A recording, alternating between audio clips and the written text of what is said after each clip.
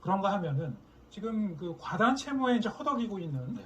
이른바 이제 고위험 가구, 이 가계 전반의 이제 부실 위험도 상당히 좀 눈여겨봐야 될 것 같은데 어떻게 평가하고 있는가요? 그렇습니다. 이제 금융위기 보고서의 핵심이 앞서 부동산 PF가 기업 차원이었다면요. 네.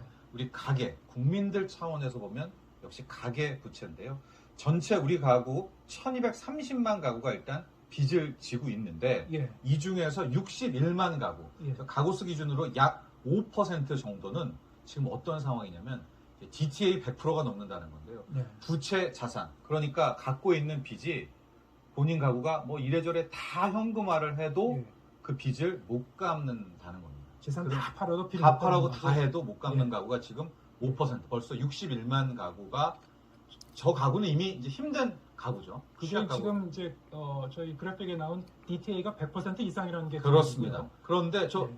최오른 부분을 보십시오. 네. 2021년만 해도 3%가 안 됐거든요. 예. 전체 차주 가구 중에서.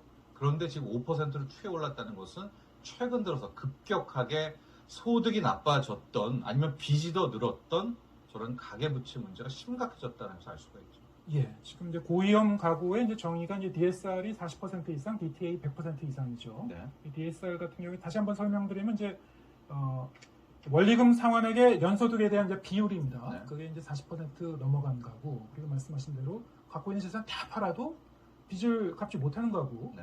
저렇게 이제 한 1년 사이에 이제 확 뛰었단 말이죠. 네. 자, 이게 이제 추이가 중요한 건데 네.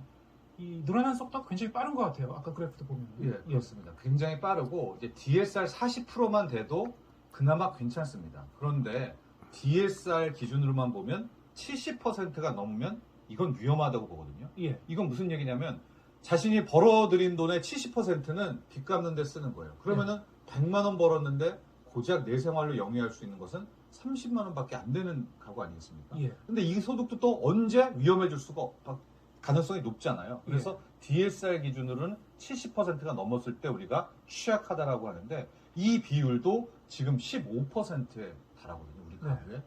그렇다면 지금 상당히 이 힘든 100가구 중 5가구는 이미 흔들렸거나 무너졌고요. 100가구 중 10에서 15가구 정도는 하루하루 살아가기가 굉장히 빠듯하다라고 볼 수가 있을 정도로 지금 가계부채 문제가 심각한 단계에 왔습니다. 네, 지난 1년여 동안 이제 금리가 급격히 상승되고 네. 기준금리가 이제 올라가고 부동산 이제 자산 가격은 이제 하락하고 뭐 이런 이제 여파로 이제 해석해 볼 수 있겠습니다만 지금 보면 이제 앞으로 어떻게 될 건가 하는데요. 지금 한국은행 보고서 내용을 보면은 그래프상으로 보면은 상당히 좀 급격하게 그 리스크가 이제 올라가고 있는 것 같은데 또 전반적으로 보면 가계 전반의 부실 위험은 또 제한적이라고 평가하고 있어요. 네. 항상 이제 이 금융 진단을 할 때 네. 당국 입장에서는 좀 보수적으로 한다고 봐야 됩니까? 어떻게 해석해야 됩니까? 일단은 최근에 확 튀었던 부분 중에 예. 하나, 이것은 빚 부담이 커졌다라는 표현 아니겠습니까? 예. 근데 빚 부담이 커졌다라는 것도 다각도의 해석이 가능하죠. 힘들어서 빚을 더 졌을 수도 있고요. 네. 내가 기존의 빚인데 대출금리가 올라서 이자 비용이 커졌을 수가 있는데 예. 아마도 현재 상황, 특히 최근에 단기적으로 6개월 정도의 상황은 금리가 워낙 급격하게 최근 1년간 오르지 않았었습니까? 예.